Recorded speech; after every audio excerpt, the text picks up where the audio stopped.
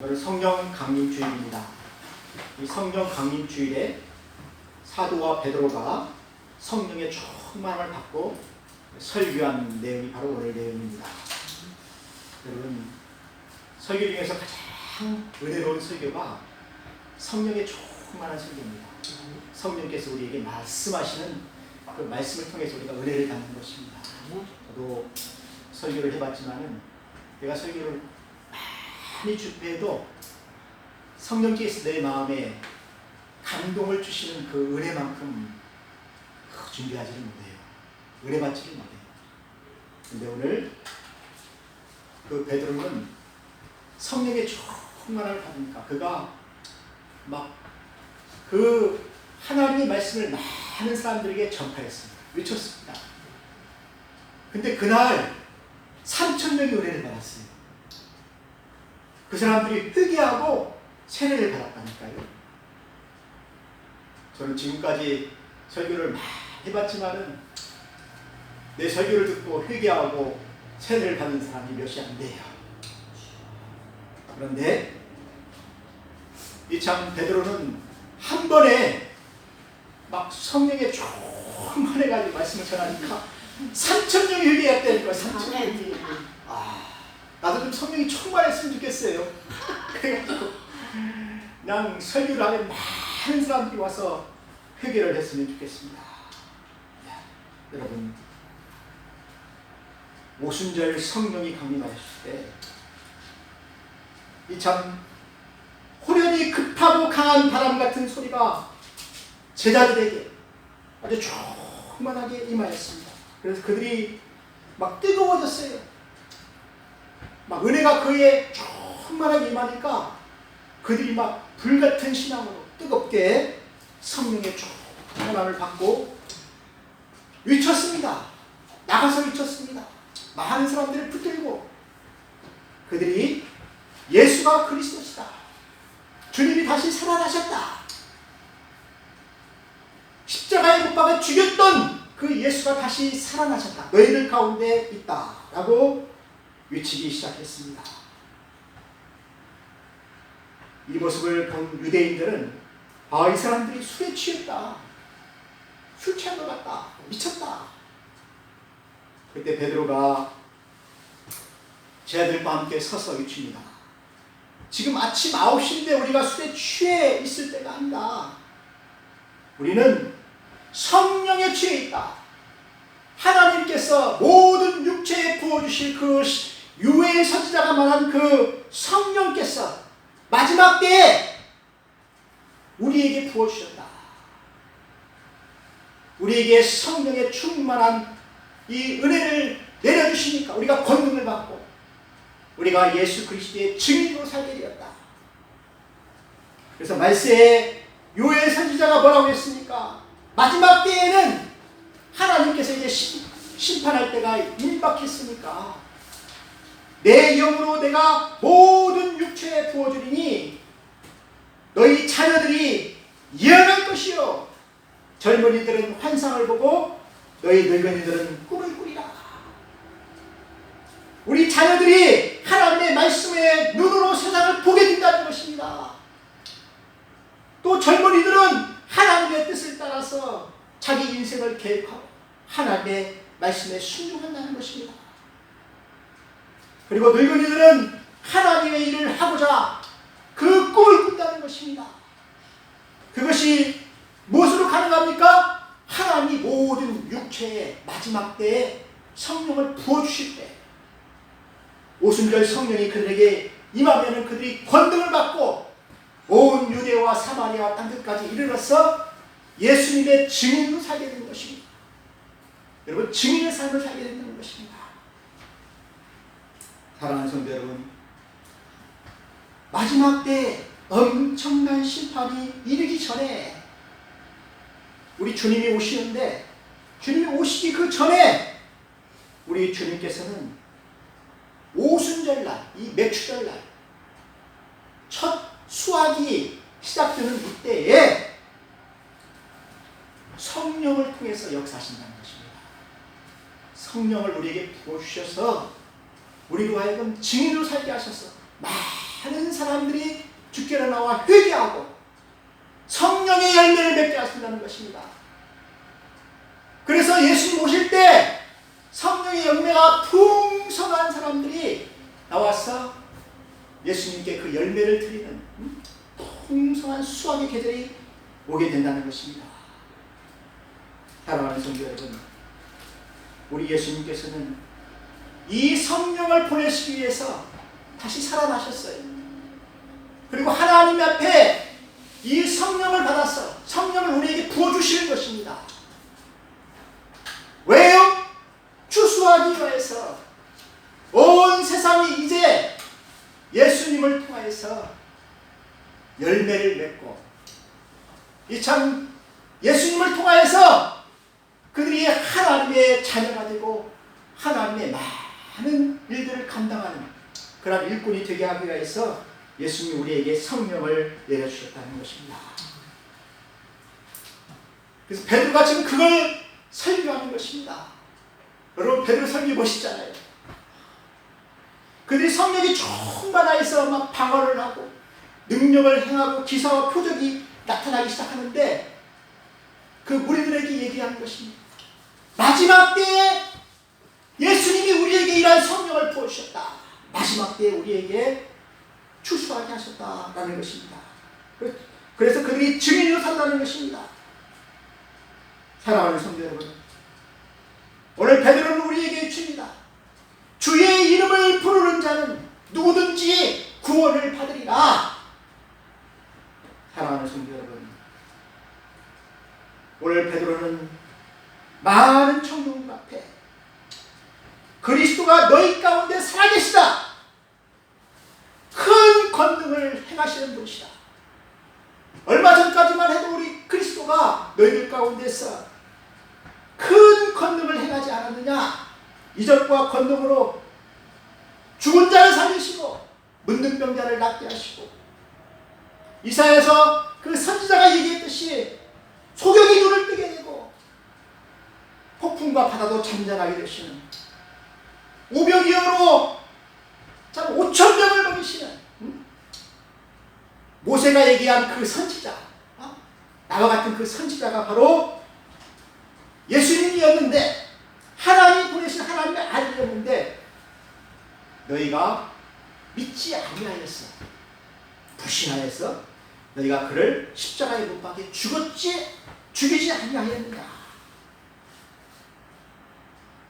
그런데 예수님은 힘이 약하여서 자기를 구원하지 못하는 것이 아닙니다. 십자가에 매달려 죽은 것이 아닙니다. 이것은 하나님께서 우리의 죄를 그에게 담당시키려고 예수님이 하나님의 어린 양으로서 우리의 죄를 짊어지고 십자가에서 그렇게 죽으신 것이다. 이것은 하나님이 정하신 뜻이다. 하나님이 세상을 사랑하사 자기 아들을, 자기 사랑하는 독생자 아들을 우리에게 내어주신 것이다.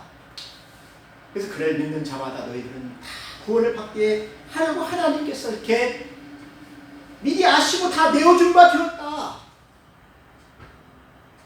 그러니까 너희들은 이제 회개하라는 것입니다. 너희 죄를 위하여서 우리 예수님께서 그렇게 돌아가셨으니까 너희들은 회개하고 주 예수를 믿으라. 그리하면 너와 내 집이 구원을 받으리라. 베드로가 그렇게 설교할 것입니다. 그리고 베드로는 계속해서 예수님의 부활을 이야기합니다. 하나님께서 그를 사망의 고통에서 풀어서 살리셨다. 여러분, 예수님이 사망의 고통에 계속 매여 있을 수가 없습니다. 왜요? 그는 우리를 위하여서 증언해야 되고, 살아나셔서 성령을 우리에게 보내셔야 되고, 하나님의 우편에 앉으셔서 우리를 위하여서 기도해야 되기 때문에 하나님이 그를 살리셨다는 것입니다. 이를 위해서 하나님이 죄 없으신 예수님을 사망의 고통에서 다시 살리셨다는 것입니다. 그 이야기가 시편에 나와 있습니다. 다윗이 예언을 했습니다. 다윗이. 그리스도의 부활을 다윗이 예언했습니다. 여러분, 시편 16편에 보게 되면 다윗이 그렇게 이야기하고 있습니다. 여러분 뭐라고 이야기했습니까? 육신이 썩기 전에 부활할 것이다. 다윗이 그렇게 예언을 하였는데, 여러분 다윗은 이 시편 16편에 보게 되면 그리스도의 부활을 미리 다 보았어요. 보세요. 27절에 보니까 주의 거룩한 자로 썩임을 당치 않게 하실 것이다. 메시아가 돌아가셨어. 무덤에 묻히셨는데 그로 썩임을 당치 않게 하시는 것을 다윗이 보았다는 것입니다. 하나님이 그렇게 하셨다는 거예요. 그리고 그가 다시 살아나셔서 다윗의 그 위에 앉아서 영원히 유대인의 왕으로 우리를 다스릴 것이다. 그것을 다윗이 보았다는 것입니다. 그래서 이 구약에 있는 모든 성도들은 부활신앙이 있었어요. 메시아가 부활한 것처럼, 첫 열매가 된 것처럼 우리도 부활할 것이다. 여러분, 우리를 음부에 버리지 않기 위하여서 예수님께서 우리의 모든 죄를 다 감당했잖아요. 그리고 살아나셨잖아요. 그래서 예수님은 우리의 육신이 썩임을 당하지 않게 하시는 그 메시아의 표정을 우리에게 보여주셨다는 것입니다. 사랑하는 성도 여러분, 예수님이 오실 때 우리는 하나님의 나팔 소리에 우리는 다 살아날 것입니다. 예수님이 살아나신 것처럼 우리는 다 하나님이 우리를 살리신다는 것입니다. 이것이 바로 다윗이 증언한 것입니다. 그리고 사도들이 증언한 것입니다. 그리고 예수님은 시편 110편에 보게 되니까 이것도 다윗이 예언을 한 것인데, 주께서 주에게 말씀하시기를 내가 내 원수로 발등상 되게 하기까지 너는 내 우편에 앉았으라 하셨도다. 여러분, 죽으시고 부활하신 예수님이 하나님께서 그를 승천하게 하셨습니다. 그를 오른손으로 들어 높이 올리셨습니다. 그리고 하나님의 우편에 앉아 우리를 위하여 중보기도 하게 하셨다는 것입니다. 그리고 그분이 우리에게 성령을 보내시는 분이셔요. 또 교회를 지키시는 분이셔요. 그분이 누구십니까? 다윗이 주라고 고백한 사람이라는 것입니다. 다윗이 하나님께 기도할 때 나의 주에게 하나님께서 말씀하셨는데, 그러니까 하나님이 자기 아들 예수님에게 말씀하셨는데, 내가 내 원수로 내 발등상 되게 하기까지 너는 내 우편에 앉아있으라. 내가 원수를 다 멸할 것이다. 다 심판할 것이다. 사랑하는 성도 여러분, 다윗이 이 말씀을 믿었어요. 이 말씀을 믿고 다윗은 기뻐하였다는 것입니다. 다윗이 참 하나님의 우편에 계신 그분이 자기를 위해서 늘 기도하시고 염려하시고 또 성령을 통해서 도와주시는 그분이 누구십니까? 바로 예수님. 하나님 우편에 계신 예수님이시다. 이분이 나의 도움이시다. 이분이 나의 힘이시다. 나의 능력이시다. 다윗이 그렇게 고백을 하였다는 것입니다. 사랑하는 성도 여러분, 다윗이 얘기했듯이 그는 사망에 매여 있을 수 없습니다. 주의 거룩한 자로 바로 썩임을 당치 않게 하실 분이 바로 하나님이십니다. 이 예수를 하나님이 살리셨는데 이 일에 우리가 다 증인이다. 너희들도 이 예수를 믿어야 한다. 그렇게 베드로가 설교를 했다는 것입니다. 여러분, 이 설교가 참 능력이 있었어요. 힘이 있었어요. 성령이 그들에게 막 임하니까 그들이 어떻게 합니까? 마음에 찔렸습니다. 여러분, 설교에서 가장 중요한 것이 회개하는 것이다. 하나님의 말씀을 듣고 회개하는 것인데, 이 청중들이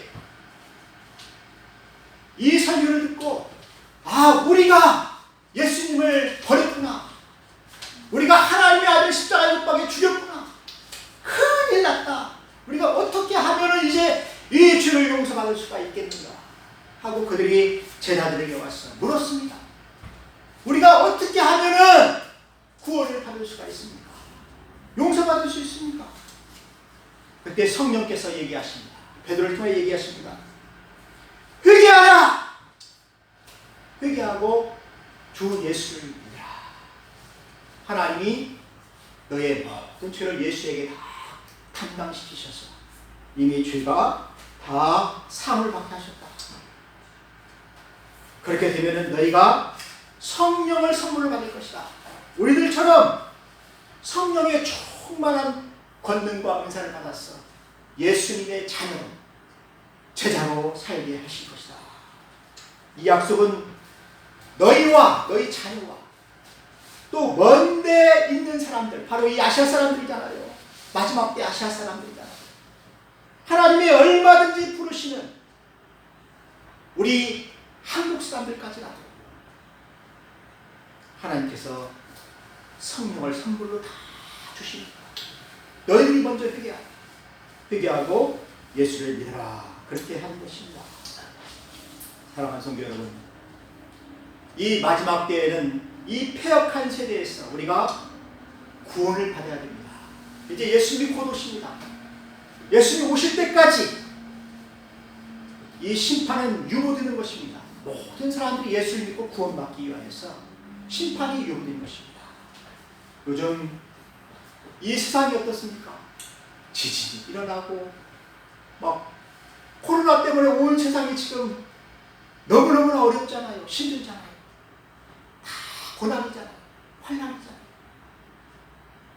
또 이 세상이 또 얼마나 또 위험합니까? 막 핵폭탄이 얼마나 많습니까? 또 전쟁이 또 얼마나 또 많습니까? 사람들이 참 불안해하잖아요. 이 마지막 패역한 세대에서 우리가 구원을 받기 위해서는 이 예수를 믿어야 된다는 것입니다. 예수를 믿고 세례를 받고 하나님 앞에 나와야 된다는 것입니다. 마지막 때입니다. 시간이 얼마 남지 않았습니다. 여러분, 이 베드로의 설교를 듣고 많은 사람들이 회개하고 3,000명이 세례를 받았어요. 제자가 되었어요. 여러분, 이 은혜의 때에 여러분에게도 이런 은혜가 임해야 됩니다. 구원의 역사가 임해야 됩니다. 여러분과 여러분의 자녀들이 구원을 받아야 됩니다. 여러분의 친척들이, 형제들이 다 구원을 받아야 됩니다. 그래서 그들이 구원을 받고 사도의 가르침을 받았다는 것입니다. 그리고 서로 교제하고 떡을 떼며 서로 기도하였습니다. 자녀들을 위해 기도했습니다. 믿지 않는 사람들을 위해 기도하였습니다. 그런데 사도들로 말미암아 기도할 때 기사와 표적이 일어나는 거예요. 능력이 일어나는 거예요. 병든 자들이 낫게 되고 어려운 사람들이 성령의 능력으로 회복이 되고 경제가 회복이 되고 자녀들이 돌아오게 되는 것을 그들이 많이 보았다는 것입니다. 그래서 교회가 날마다 부흥하게 되는 거예요. 여러분, 우리 에덴 창녀교회가 전도하여서 날마다 사람이 부르면 얼마나 좋겠습니까? 여러분, 가까운 대만에 가면은 날마다 교회가 부흥을 해요. 근데 왜 우리는 부흥을 하지 않습니까? 성령의 역사가 우리 가운데 일어나야 되겠습니다. 믿는 사람이 다 함께 있어서 서로 물건을 통용하고 재산과 소유를 팔아서 각 사람의 표를 나눠주는 사랑의 역사, 사랑의 공동체가 바로 교회였습니다. 그들은 날마다 교회가 좋았어. 모이기에 힘쓰고 같이 구역 예배를 드리고 같이 음식을 먹고 떡을 떼고 기쁨과 순전한 마음 서로 기도해주고 위로해주고 이것이 바로 사랑의 공동체 아닙니까? 그리고 하나님을 찬양하면서 그들이 이루어졌습니다. 그들은 집에 가서 어떻게 했습니까? 칭송을 받았어요. 만나는 사람마다 그들은 칭송을 받았어요. 왜요?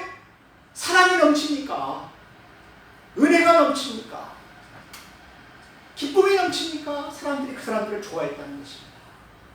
그래서 날마다 구원받는 사람들이 늘어나게 되었다는 것입니다. 너 교회 가더니 그렇게 기쁘냐? 나도 좀 가서 그 은혜를 좀 받고 싶다. 사람들이 모이게 되었다는 것입니다. 여러분, 그런 교회가 바로 오늘날 우리 에덴 장로교회가 되기를 주의 이름으로 축원합니다. 이런 은혜가 여러분에게 있기를 예수 그리스도의 이름으로 축원합니다. 다 같이 기도하겠습니다. 하나님 아버지, 누구든지 주의 이름을 부르는 자는 구원을 받으리라. 이 말씀처럼 많은 사람들이 주께로 와서 성령의 은혜를 받게 하시고 하나님이 그들의 죄를 다 사하시고 하나님의 자녀되게 하시는 역사가 오늘날 우리 에덴 장로교회에 있게 하시기를 주의 이름으로 축원합니다. 아멘.